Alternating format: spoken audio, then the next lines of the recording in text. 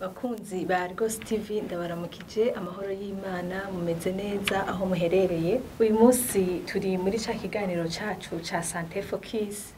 Twagomba kuganira kuri iyi sije ivuga ku ngaruka z'itabi ku mugore yibungenze.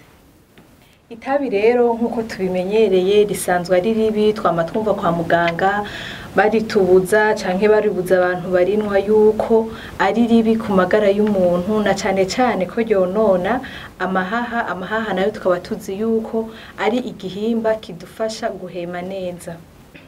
Itabi rero rirafise ingaruka mbi ku mukenyezi kubera yuko rishobora kumutera ingorane ku magara yiwe, cyane cyane mu gihe ciwe cyo kwibungenga rirashobora kumwononera ibintu vyinshi rikagabanya mbere n'amahirwe yo gusama.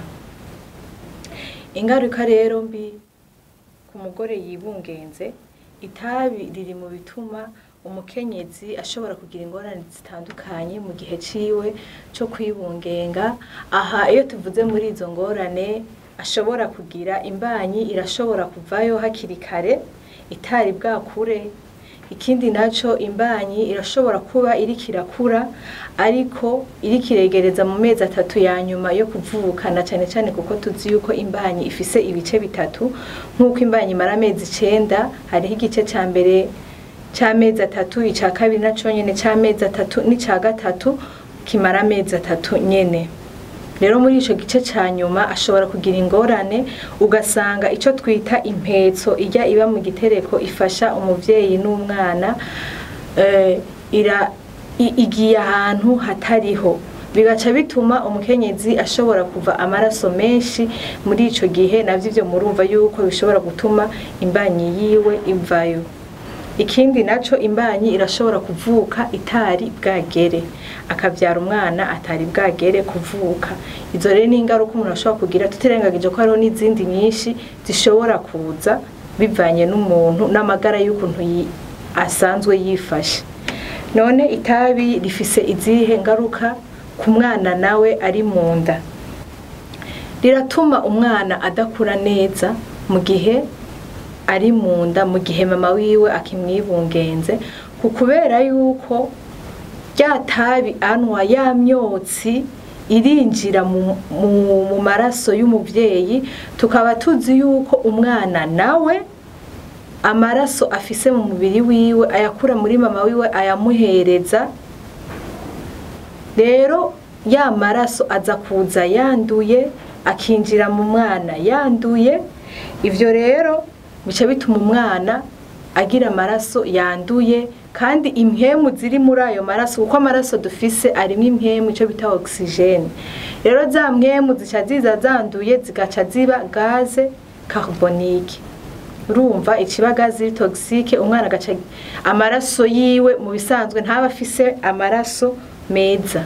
Ikindi naco umwana ashobora kuvukana ibiro bikeya kurusha ivyo yari kuvukana mu gihe mama wiwe atari kuba anywa itabi, kubera atagize igikuriro ciza ca gihe yarari mu nda. Ikindi naco umwana arashobora kuvuka afise ubumuga butandukanye.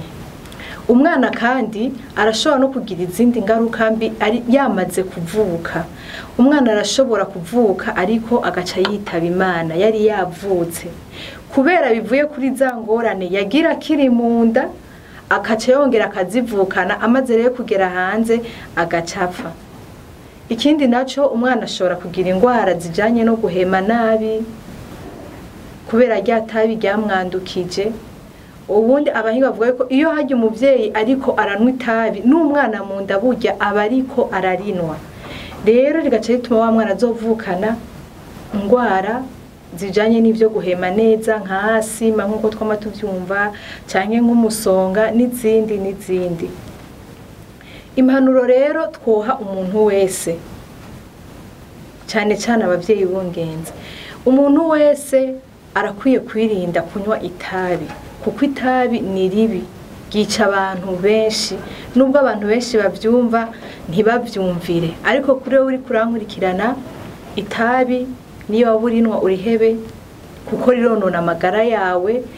Mu minsi uko iminsi igenda ihera ariko rigenda ryonona amagara yawe.